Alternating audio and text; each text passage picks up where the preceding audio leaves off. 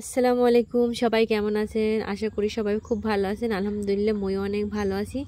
তো আজকে আঁকতে আঁকতে একটা জীবন কাহিনী শেয়ার করব। সেটা হচ্ছে গিয়ে আমার যখন ফার্স্ট টাইম বিয়ে হয় তখন হচ্ছে গিয়ে মানে পারিবারিকভাবে বিয়েটা হয়।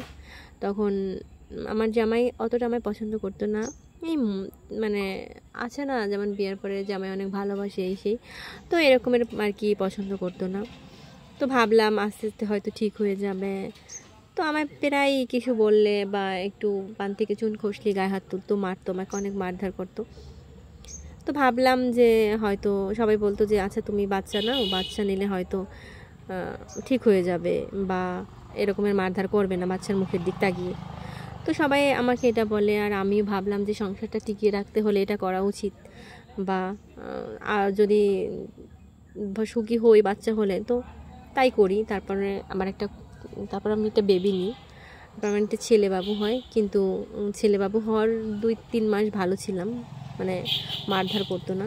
তো আবার কিছুদিন পরে আবার অত্যাচার শুরু করে দেয়, আমার গায়ে হাত তুলে মানে প্রায় মারতো, কিছু পান থেকে চুন খসলি গায়ে হাত তুলতো।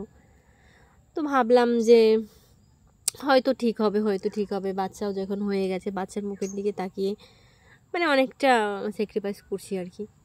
তো পরে দেখলাম মানে আমাকে বাচ্চার সামনেই মারধর করছে। তো বাচ্চাটা তো যখন দেখছে মাকে মারছে তখন বাচ্চাটা তো অবুঝ, ও তো কিছু বলতে পারছে না, ও তো মানে অনেক জোরে কান্না করতো, চিৎকার করতো। আমি প্রায় বলতাম যে দেখো তুমি এরকমের বাচ্চার সামনে বসে যদি আমায় মারছো বা আমাকে সেটা যদি বাচ্চা দেখে, ও তো মানসিক দিক দিয়ে অনেক হবে, ওর মানসিক চাপ পড়বে, ও তো বাচ্চা মানুষ বলতে পারছে না। তো এরকমই তো যখন বাচ্চাটা 2 বছরের মতো হয় তখনও আর কি এরকমের মারধর করতো। তো বাচ্চা তো আমায় জড়িয়ে ধরে, মানে ওর বাবাকে দেখলেই মানে এত ভয় পাতো, মনে হচ্ছে যে ওর সামনে এক ভয়ঙ্কর কেউ আসছে, মানে মানে এতটা ভয় পেত বাচ্চাটা। তো এরকমের চলতেই থাকে, মানে আর কমছেই না, মানে মারধর মানে মোটেই কমছে না, মানে দিন দিন বেড়েই চলছে। তো যে অনেকে বলবে যে কী নিয়ে অত্যাচার করতে হচ্ছে গিয়ে, মানে এটা ভালো হচ্ছে না, মানে ওনারা আমাকে পছন্দই না, এটাই হচ্ছে মেইন কারণ। মানে ভালো লাগে না আমাকে আর কি। তো ওনার অন্য কাউকে ভালো লাগে কি না তাও আমি জানি না, কিন্তু আমাকে উনি কোনো মানে বিয়ের প্রথম থেকেই পছন্দ করতো না। তারপরে আমি ওখান থেকে চলে আসি যে থাকা সম্ভব না, একটা মানুষ যদি আমাকে প্রতিদিন প্রতিনিয়ত মারে আমি সেখানে কি করে থাকবো।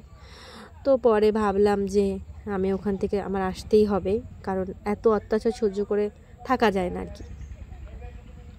তো পরে আমি ওখান থেকে চলে আসি, বাচ্চাটাকে নিয়ে আসতে চাই, কিন্তু বাচ্চাটাকে নিয়ে আসতে দেয়নি। কিন্তু বাচ্চাটাকে আমি এখন দেখতেও পাচ্ছি না, খুব করে মানে মনে পড়ছে বাচ্চাটার কথা, যদিও কিন্তু কিছু করার নেই, বাচ্চাটার কথা খুব মনে পড়ে। আসলে এই ছবিটা আঁকতে আঁকতে এই ছবিটা নিয়ে জাস্ট একটা জীবন কাহিনী বললাম। আসলে এটা আমার না, আমি একটা মানে স্টোরিতে পড়েছিলাম আর কি এই গল্পটা। তো ভাবলাম যে ছবিটা আঁকি আর এই গল্পগুলো শেয়ার করি।